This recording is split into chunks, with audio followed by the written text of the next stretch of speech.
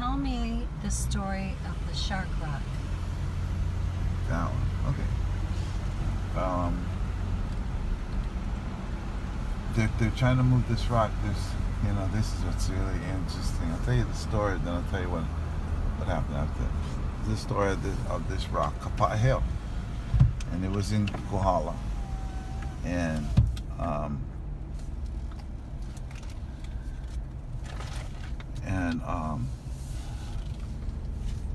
Uncle Heloke.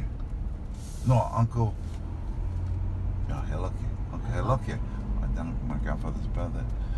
So,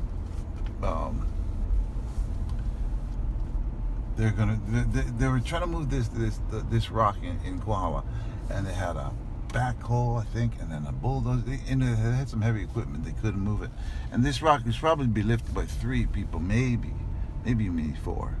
4 old people or something. It's not that big, I don't think. Maybe 3 or 4 people. And what's the rock significant for?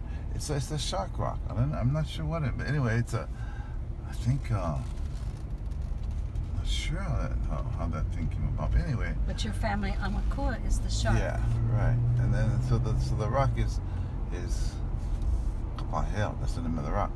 Anyway, they're trying to move it. They couldn't move it. So they had to call Uncle Heloke. Uncle Heloke goes over there and he prays, yeah. Tells the shark to make yourself light. I'm gonna take you to the Bishop Museum so all the kids can see you. And then they were able to move the rock. And they weren't able to move it with the bulldozer or the bulldozer, whatever, they couldn't do it. Now they did that, and they moved it. They moved it to. They lifted it up and put it on the truck, right? Yeah, must be a truck or something. I don't know if they brought things by boat by then, or maybe. But it wasn't a problem to move then. No, yeah. After your uncle prayed over it. Yeah, so they took it to the. We're supposed to go to the Bishop Museum, and they went to Honolulu Academy of Arts. And I'm thinking this is about early 50s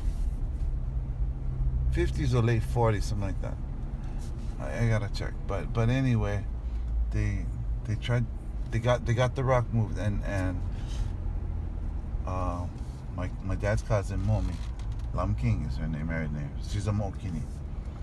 She went to pick up Uncle Heloke, and it was kind of windy from what I understand or gather. It was kind of stormy, so she went to pick him up, and they took her to the Academy of Arts when he knew it wasn't supposed to be there. And he told the lady there, "I give you one hour, 1 day, to move this rock, or you muck it." He said, "You die.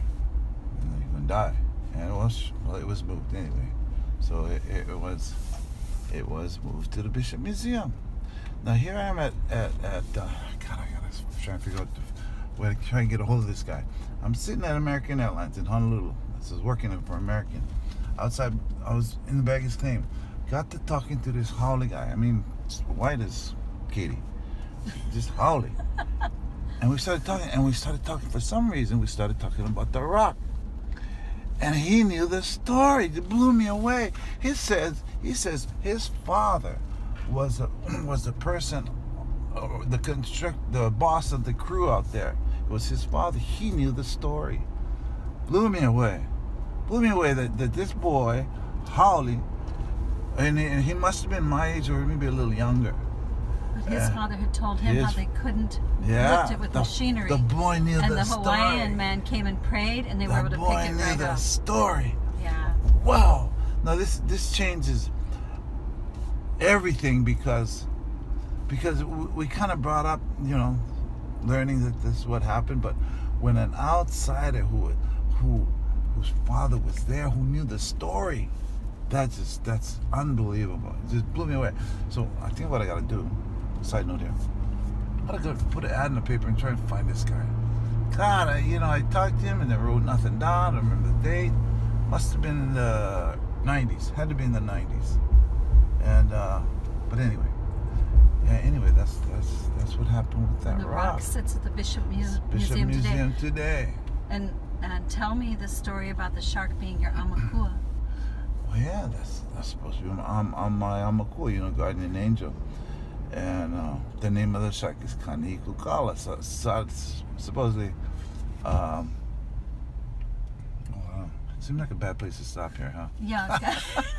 Yeah, when half the road that you're driving on has given way and you're driving on only the remaining half, you might want to be forewarned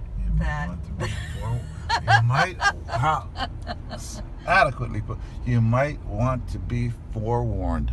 Yeah, brother. Think about it.